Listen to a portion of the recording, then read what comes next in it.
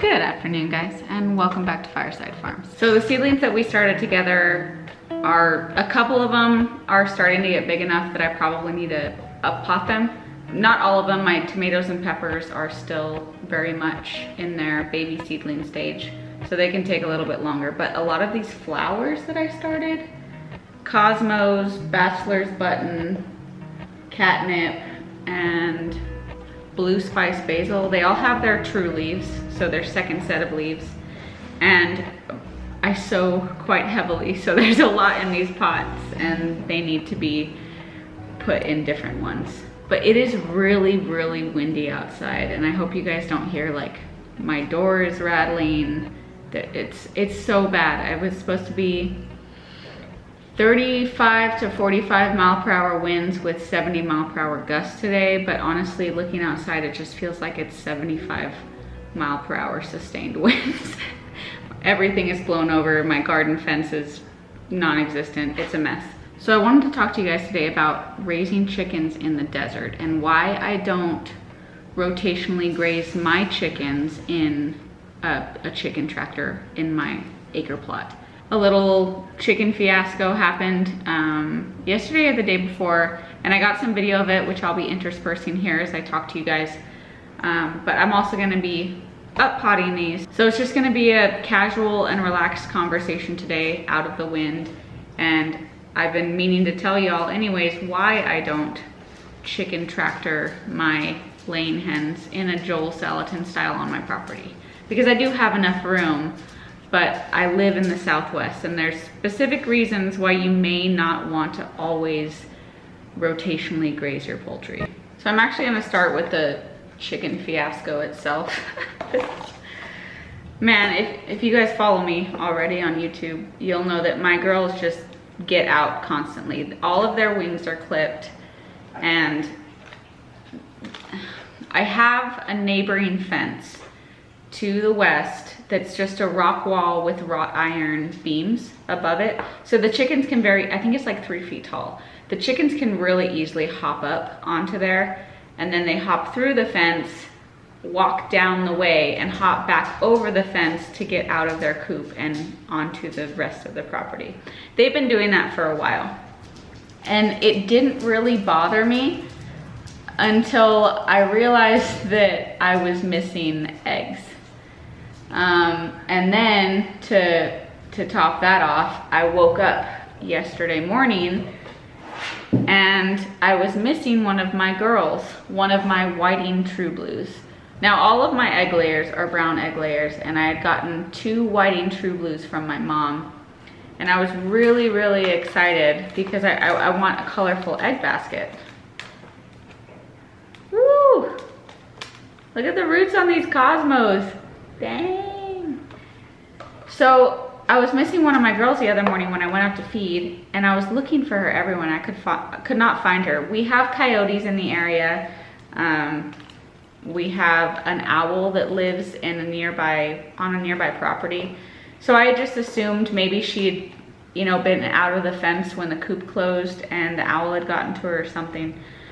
But since I was missing her that morning and I'd been missing a couple eggs, I just decided to finally, that morning, I was like, babe, we have to take care of this fence. Like, we have to keep the chickens out of the neighbor's yard because we can't let them escape anymore, etc., etc.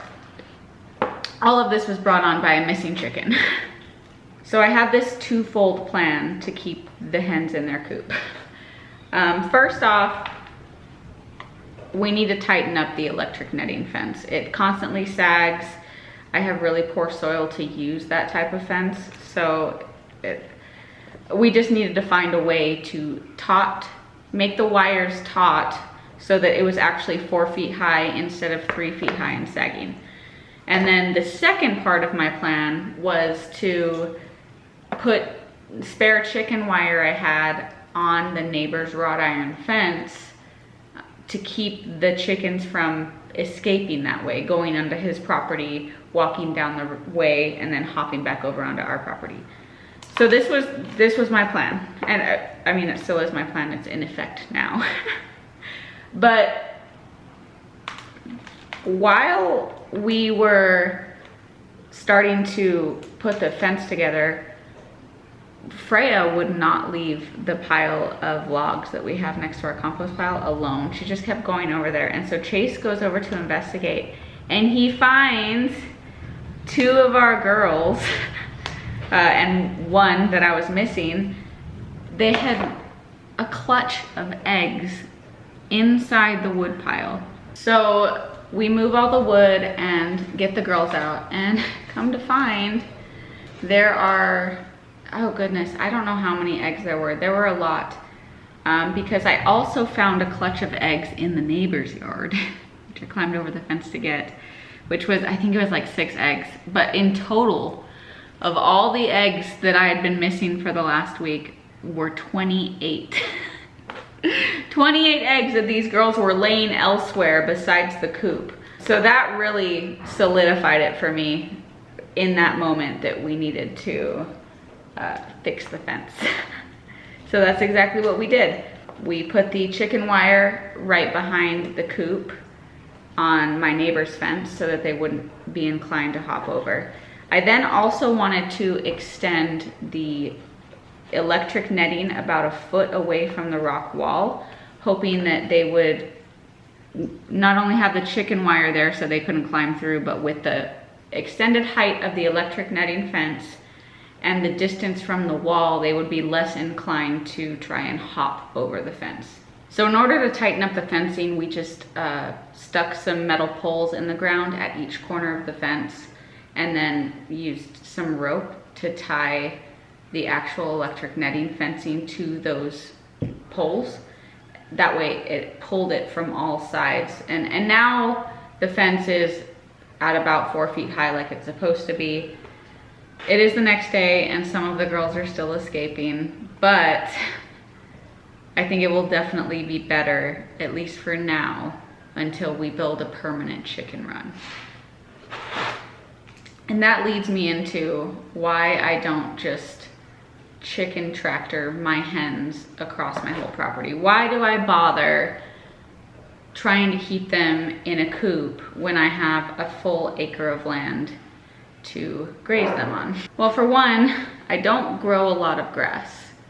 Now, you may see all of this dead or dormant Bermuda grass and think, well, Megan, look at all that grass. Look, you know, they could eat that. The problem is we don't get any rain. So we don't get spring rains, and really our only really rainy season, the monsoon season, is in August and September. So for most of the spring, my lawn stays as yellow as you're seeing it right now. It doesn't grow a whole lot, it stays rather dormant. And on top of that, I have pretty poor sandy alkaline soil, which is typical in my area. Not necessarily the sand. I live next to a river levee, so I have very, very sandy soil. We don't get a lot of rain. We don't have moisture because we live in the desert. So most of the year, honestly, like 8 months out of the year, my lawn is yellow. The Bermuda grass is just dormant. So that doesn't really provide any forage for chickens to, you know, get part of their diet on. Now, if I had irrigation, either from the state or from a well, which I don't have either, then that would be a different story. Then I could keep the lawn green. It could keep growing throughout the summer months. But I don't have that, and honestly, I'm not going to take a single hose sprinkler system and attempt to water a full acre with it. First, it's a big old consumption of electricity, and it's a lot of pressure on the well pump, which I don't need. So that being the case, first and foremost, if I were to rotationally graze my chickens, there isn't anything for them to graze on. They don't have anything to eat. And on top of that, I did attempt to rotationally graze the first set of chickens I had, which I've said before, they got taken out by a pack of coyotes one morning. I watched it happen as I woke up. They ended up just detrimentally tearing up the ground because they scratch and they peck, and that's all good if your grass regrows.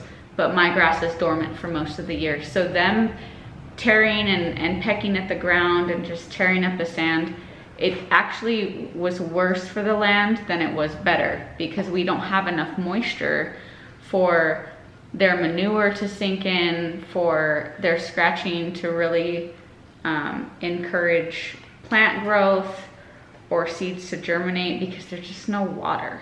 And so that's a major reason I don't rotationally graze my chickens, is because they'll ruin my property. They'll tear it up and I won't have a means to reseed and germinate and grow more grass or forage, or anything that I want to grow requires water, and I don't have that. So just running animals over land that's not going to get regenerated is only going to deplete it. It's going to make my sandy soil worse, more sandy. It's going to become desertified. It's a whole mess. So that's one reason, a major reason, why I don't rotationally graze my chickens. And the second reason is because of this. Now, although I have very, very sandy soil, it's extremely dry and rocky in some places.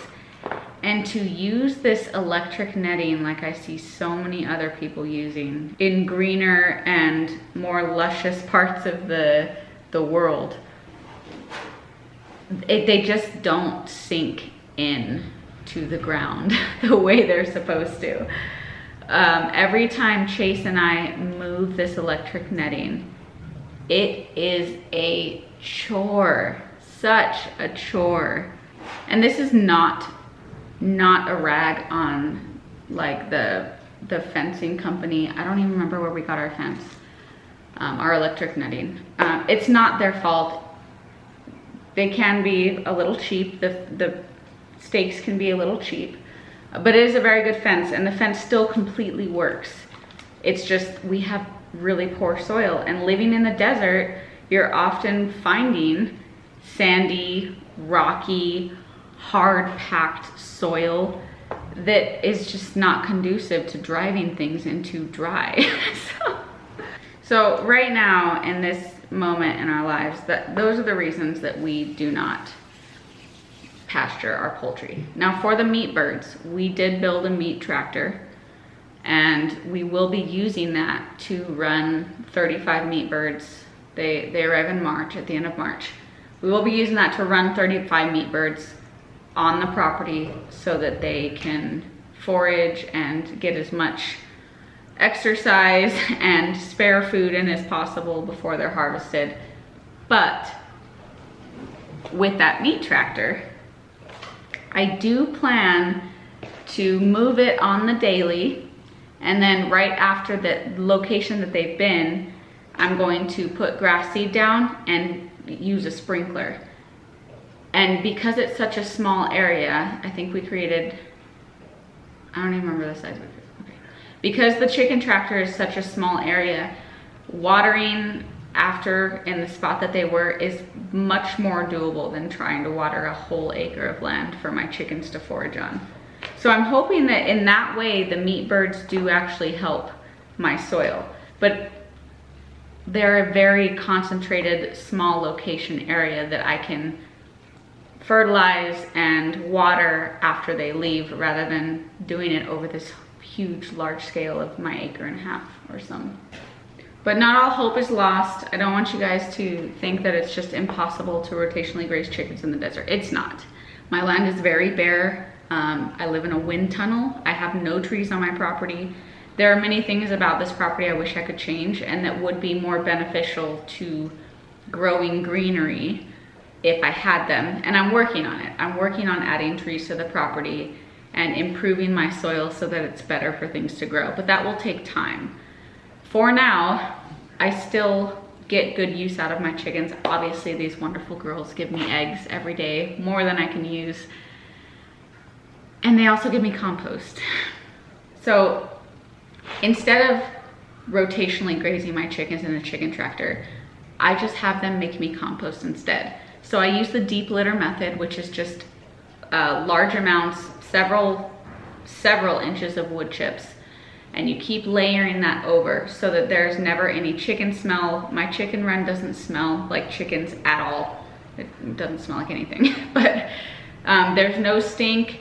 They're constantly breaking down the wood chips. The wood chips provide a carbonaceous diaper, as Joel Salatin would say, for all of the nitrogen-rich poop that they put down. And also I throw in tons of compost materials. All of the extra food scraps that I feed my girls, if they don't eat it, it composts down.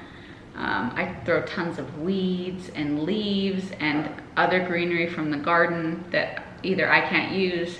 I just throw it to them. They either eat it or they compost it, and that's it. And those girls provide me compost throughout the year in the form of free broken down wood chips and their manure.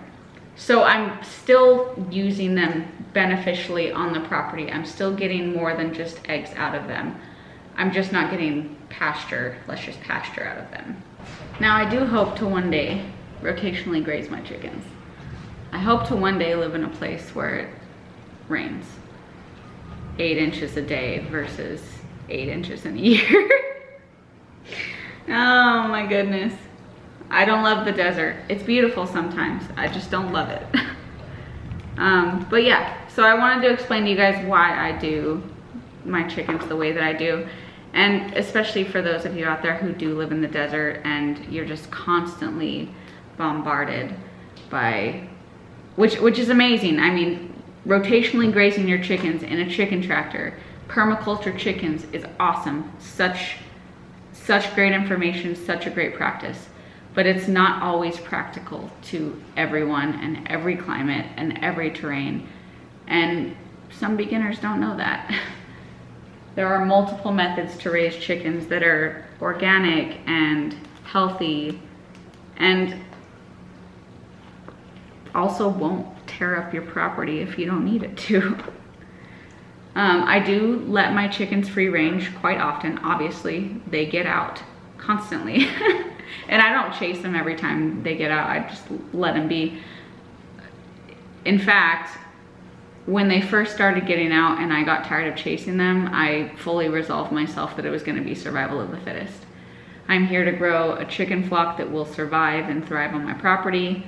And if they can't figure their way back into the coop when they got out, then I've had many a chicken. I've woken up to many a chicken roosted somewhere random on the property one night because they couldn't make it back in, and that did not last very long. They soon found their way back into the coop at night. So I am trying to raise hardy chickens, and I do let them free range. In the summertime, when it does rain and the grass is green, and even now, there's not much to forage, but I'll open their fence and let them out and let them forage because it costs down on the feed.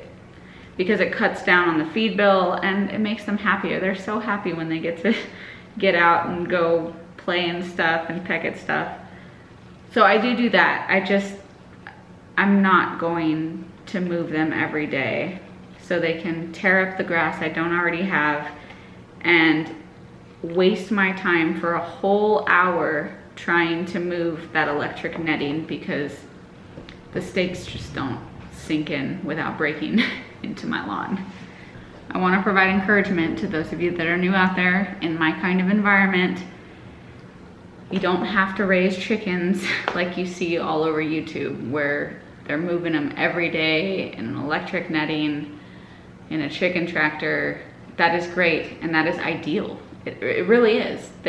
Those methods are sound. That permaculture method is ideal, but it's not always possible where you live. So I encourage you guys to research the deep litter chicken method. I have a video up here that I will link, but there's tons of information on it. There's more than one way to raise a chicken, and most of them are gonna be all right. But for those of you still around, interested in gardening stuff, let me show you what I'm up potting today. So my camera died, but I have finished up potting the plants, and the ones that needed to be transplanted were all herbs and flowers.